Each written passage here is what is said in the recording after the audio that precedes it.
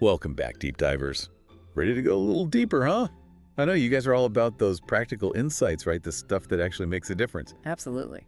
So today, we're tackling motivational speaking. Ooh, interesting. Yeah, we're going to unpack a speech by this guy, Ben Lionel Scott. He's got this whole, fiery, in-your-face style, Intense. Yeah, exactly. But the thing is, sometimes those super high-energy speakers, they actually touch on some pretty solid psychological stuff. It's true. Beneath the surface, there can be some real gems. Right. So, our mission, should we choose to accept it, which we have obviously, is to dig into Scott's speech and see what we can actually apply to our own lives. Love it. Let's dive in. Okay, so right off the bat, Scott hits us with this whole now thing. And I don't just mean carpe diem, seize the day.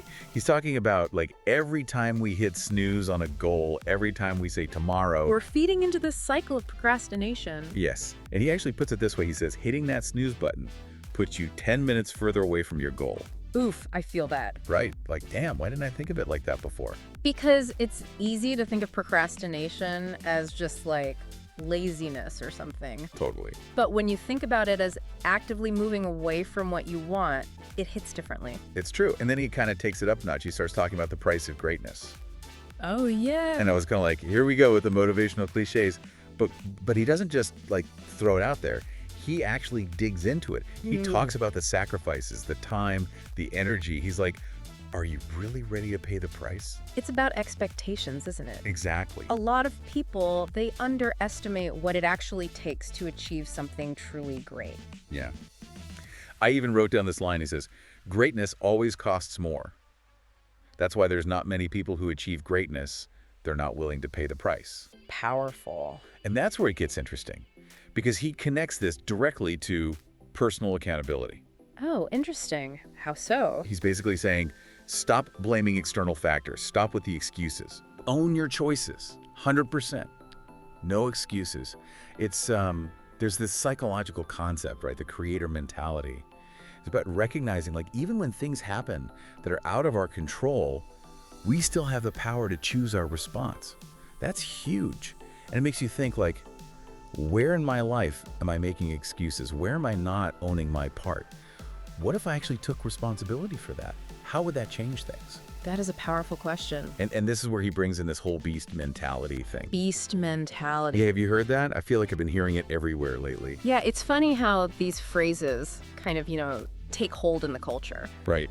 But I guess it speaks to something, right? We're all looking for those simple, powerful ways to think about, complicated ideas. Yeah, totally. So, Scott, when he talks about beast mentality, he uses this analogy about lions and elephants. Okay. And he's basically saying it's not always about raw size or strength, Right. It's that unwavering drive, that Yeah. refusal to back down. That's what really sets high achievers apart.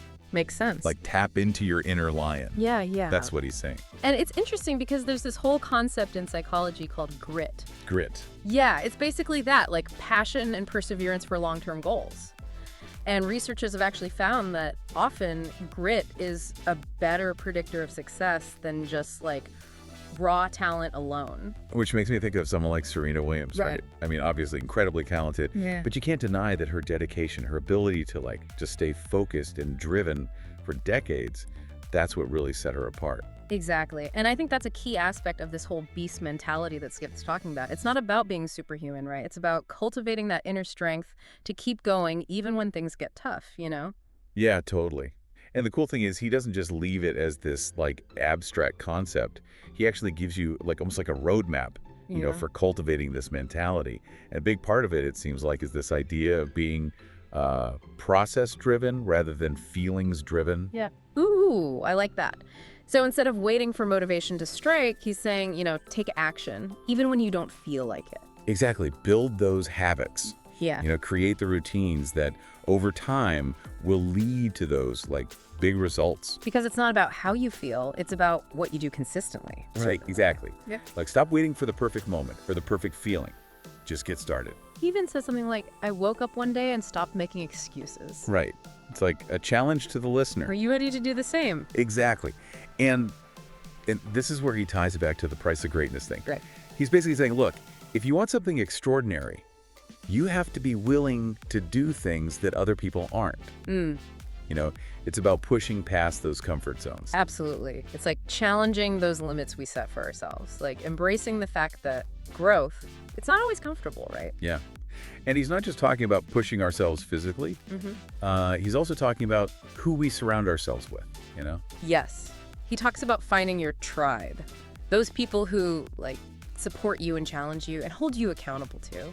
Which makes you think about the whole power of community, right? We're not really meant to do this whole life thing solo. Totally. I mean, think about it. When you're surrounded by people who, like, genuinely believe in you, it reinforces your own belief in yourself. It's pretty amazing.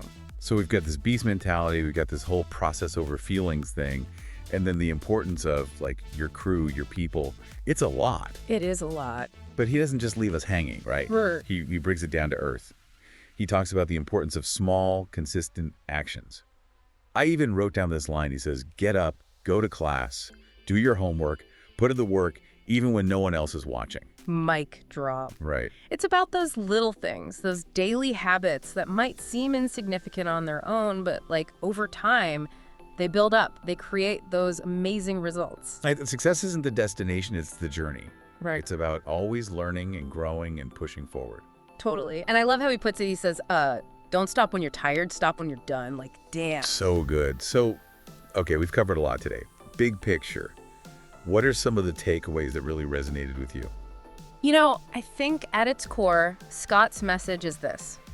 We all have that potential for greatness inside us. We do. But it's on us. We have to cultivate it, embrace that beast mentality, own our choices, and, like, take action.